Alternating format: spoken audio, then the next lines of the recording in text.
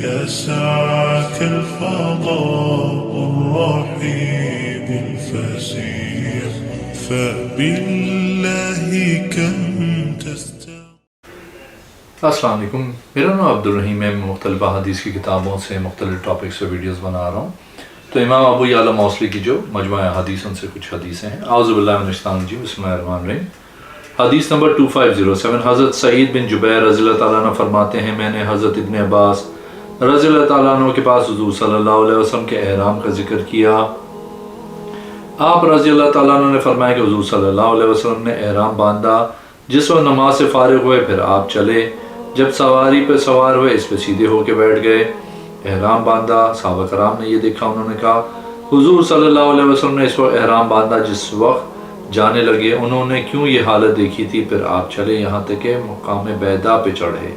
آپ صلی اللہ علیہ وسلم نے احرام باندھا، آپ کے ساتھ کچھ لوگ تھے، انہوں نے خیال کیا کہ حضور صلی اللہ علیہ وسلم نے احرام باندھا ہے۔ ایک اور حدیث ہے 2508، حضرت قاسم بن محمد فرماتے ہیں، میں نے حضرت ابن عباس رضی اللہ تعالیٰ عنہ کو فرماتے ہوئے سنا کہ حضور صلی اللہ علیہ وسلم نے بنی اجلان کے قبیلے کے ایک آدمی اور ایک عورت کے درمیان لعان کروایا۔ اس عورت کے شوہر نے کہا، اللہ کی قسم ایسے قریب نہیں گیا ہوں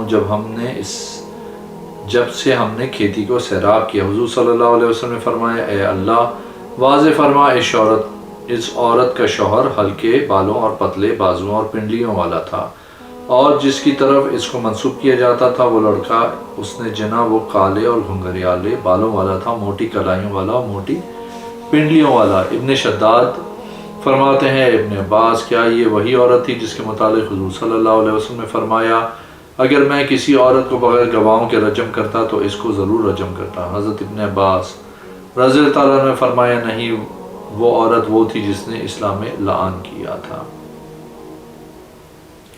ایک اور حدیث ہے 2509، حضرت ابن عباس رضی اللہ تعالیٰ عنہ فرماتے ہیں کہ ایک آدمی نے عرض کی، یا رسول اللہ صلی اللہ علیہ وسلم، میری والدہ وصال کر گئی ہیں، اگر میں ان کی جانب سے صدقہ کروں تو ان کو نفع ہوگا؟ آپ صلی اللہ علیہ وسلم نے فرمایا، جی ہاں۔ ایک اور حدیث ہے 2510، حضرت ابن عباس رضی اللہ تعالیٰ عنہ فرماتے ہیں، میں نے حضور صلی اللہ علیہ وسلم سے سنا، آپ صلی اللہ علیہ وسلم نے فرمایا، کوئی آدمی کسی عورت کے ساتھ تنہائی میں نہ بیٹھے، کوئی عورت سفر نہ کرے مگر اپنے محرم کے ساتھ۔ ایک آدمی کھڑا ہوا اور عرض کی، یا رسول اللہ صلی اللہ علیہ وسلم، میں فلاں فلاں جہاد میں جا رہا ہوں، میری عورت حج کے لیے جا رہی ہے۔ آپ صلی اللہ علیہ وسلم نے فرمایا، تو اپنی بیوی کے ساتھ حج کرنے کو چل۔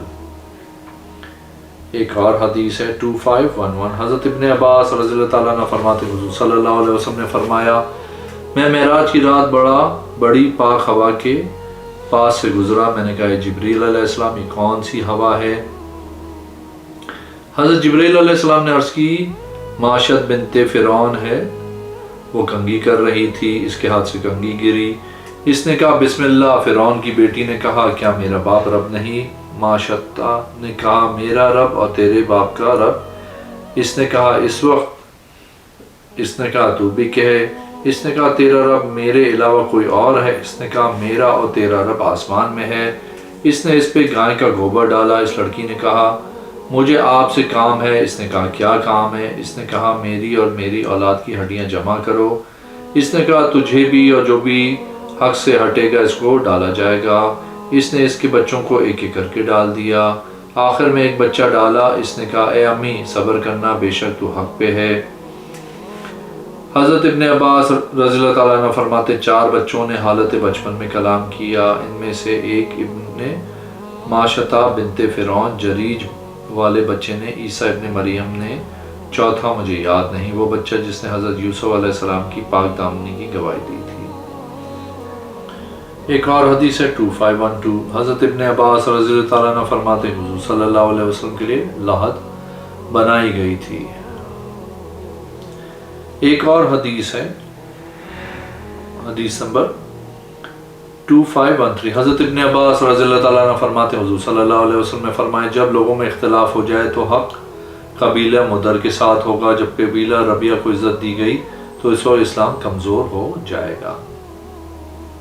ایک اور حدیث ہے 2514، حضرت ابن عباس رضی اللہ تعالیٰ عنہ روایت کرتے ہیں کہ حضور صلی اللہ علیہ وسلم نے فرمایا، پڑوسی کے لیے حق ہے کہ وہ اپنی لکڑی پڑوسی کی دیوار پہ رکھے اگرچہ وہ ناپسند کرے، اور خالی رستہ 7 گز بنا لیا کرو، وہ اپنے بھائی کو نقصان پہنچانا نہیں ہے، نہ نقصان کے بدلے نقصان دینا ہے۔ ایک اور حدیث ہے 2515، حضرت ابن عباس رضی اللہ تعالیٰ عنہ فرماتے ہیں کہ حضور صلی اللہ علیہ وسلم نے فرمایا، لعنتی ہے وہ جو کوئی شے کی کمی کرے زمین کے بے میں بغیر حق کے۔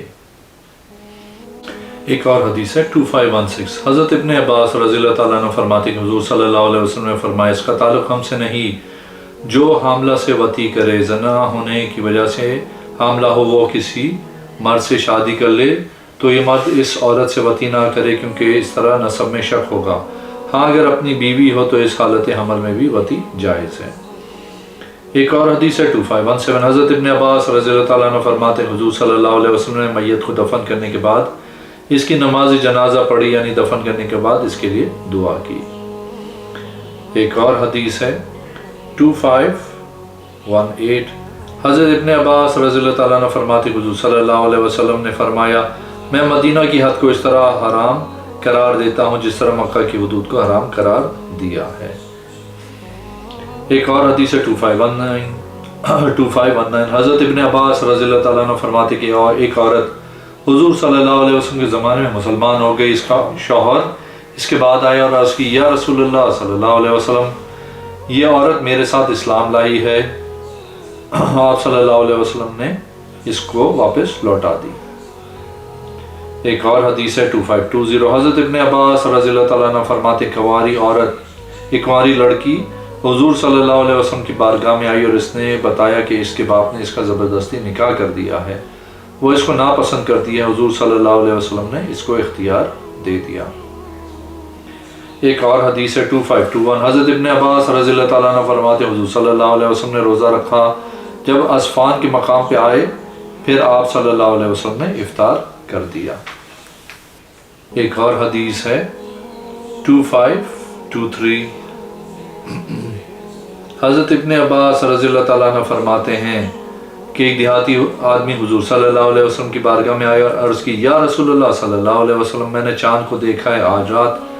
آپ صلی اللہ علیہ وسلم نے فرمایا، تو گواہی دیتا ہے کہ اللہ کے علاوہ کوئی معبود نہیں اور محمد اس کے بندے اور رسول ہیں۔ اس نے عرض کی، یا رسول اللہ صلی اللہ علیہ وسلم، جی ہاں۔ آپ صلی اللہ علیہ وسلم نے فرمایا، اے بلال اٹھو اور صحابہ کرام میں اعلان کرو کہ وہ کل روزہ رکھیں۔ ایک اور حدیث ہے 2524، حضرت ابن عباس رضی اللہ تعالیٰ عنہ فرماتے حضور صلی اللہ علیہ وسلم جمعے کے دن صبح کی نماز میں علم تنزیل اور حل اتا علی الانسان پڑھتے تھے۔ ایک اور حدیث ہے 2526، حضرت ابن عباس رضی اللہ تعالیٰ عنہ فرماتے حضور صلی اللہ علیہ وسلم نے فرمایا، جو اپنے دین کو بدلے اس کو قتل کر دو۔ ایک اور حدیث ہے 2527، حضرت انس رضی اللہ تعالیٰ عنہ فرماتے ہیں کہ حضرت علی رضی اللہ تعالیٰ عنہ کے پاس زت کے لوگ آئے جن کو بتوں کی عبادت کرتے ہوئے پایا گیا تھا، آپ رضی اللہ تعالیٰ عنہ ان کو جلا دیا۔ یہ بات حضرت ابن عباس رضی اللہ تعالیٰ عنہ تک پہنچی تو آپ نے فرمایا، ایسا کرنا اشارہ ہے کہ جو اپنے دین کو بدلے اس کو قتل کر دو۔ ایک اور حدیث ہے 2528، حضرت ابن عباس رضی اللہ تعالیٰ عنہ فرماتے ہیں حضور صلی اللہ علیہ وسلم نے فرمایا، جو اللہ کی رضا کے لیے مسجد بناتے ہیں اللہ اس کے لیے جنت میں گھر بناتا ہے۔ ایک اور حدیث ہے 2529، حضرت ابن عباس رضی اللہ تعالیٰ عنہ اور ابو جبا انصاری دونوں فرماتے ہیں کہ حضور صلی اللہ علیہ وسلم نے فرمایا، جب مجھے معراج کروائی تو میرے لیے مصطبہ ظاہر کی گئی، اس میں میں نے قلم کے چلنے کی آواز سنی۔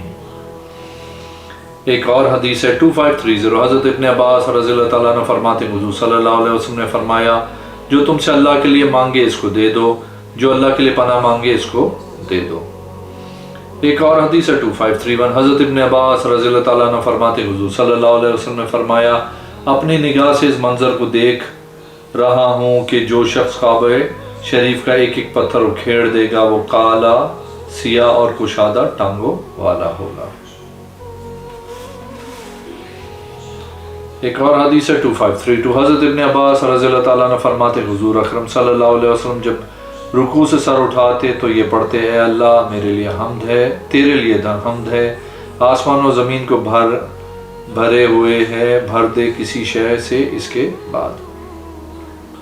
ایک اور حدیث ہے 2534، حضرت ابن عباس رضی اللہ تعالیٰ عنہ فرماتے ہیں حضور صلی اللہ علیہ وسلم نے فرمایا جو اپنے نسب کو بدلے یا اپنے آقا کے علاوہ کسی اور کو آقا بنا لے، اس پہ اللہ اور اس سے فرشتوں کی لعنت ہو اور تمام لوگوں کی۔ ایک اور حدیث ہے 2535، حضرت ابن عباس رضی اللہ تعالیٰ عنہ فرماتے ہیں حضور صلی اللہ علیہ وسلم گھبراہٹ کے وقت یہ دعا مانگتے لا الہ الا اللہ العظیم الی آخر۔ ایک اور حدیث ہے 253 سے، حضرت ابن عباس رضی اللہ تعالیٰ عنہ فرماتے ہیں حضور صلی اللہ علیہ وسلم وادی الازق پر آئے اور فرمایا یہ کون سی وادی؟ عرض کی گئی وادی الرزق ہے۔ فرمایا گویا میں دیکھ رہا ہوں کہ موسیٰ علیہ السلام کی طرف کہ آپ علیہ السلام وادی سے نیچے اتر رہے ہیں، وہ بلند آواز سے تلبیہ پڑھ رہے ہیں، پھر آپ کا گزر ثنیہ قدا سے ہوا تو آپ نے فرمایا یہ کون سی جگہ ہے؟ عرض کی ثنیہ قدا۔ آپ نے فرمایا گویا میں حضرت یونس بن متی علیہ السلام کو دیکھ رہا ہوں، سرخ اونٹنی پہ ان کی لگام کھجور کی چھال کی ہے اور آپ علیہ السلام کا صفوف کا جبہ ہے۔ ایک اور حدیث ہے 2538، حضرت ابن عباس رضی اللہ تعالیٰ عنہ فرماتے حضور صلی اللہ علیہ وسلم نے فرمایا اولاد آدم علیہ السلام میں ایسا کوئی نہیں جس نے غلطی یا غلطی کا ارادہ نہ کیا ہو، مگر حضرت یحییٰ بن زکریا علیہ السلام نے کوئی غلطی نہیں کی۔ کسی کے لیے مناسب نہیں ہے کہ وہ یہ کہے کہ میں یونس بن متی سے بہتر ہوں۔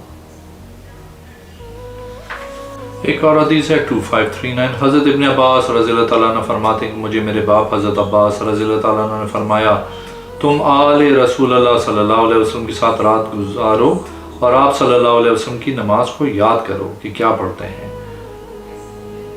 جلدی جاؤ کہ کہیں وہ سو نہ جائیں، یہاں تک کہ تو رسول اللہ صلی اللہ علیہ وسلم سے نماز یاد نہ کر لے۔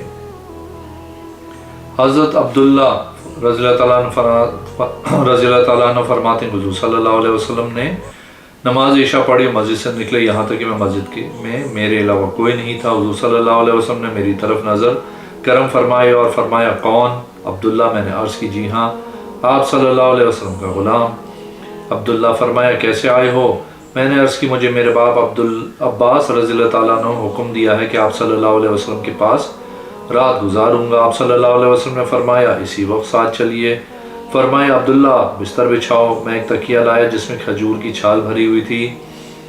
پھر حضور صلی اللہ علیہ وسلم آگے بڑھے۔ آپ صلی اللہ علیہ وسلم نے مختصر 2 رکعتیں ادا کی، نہ بہت زیادہ لمبی نہ بہت زیادہ مختصر۔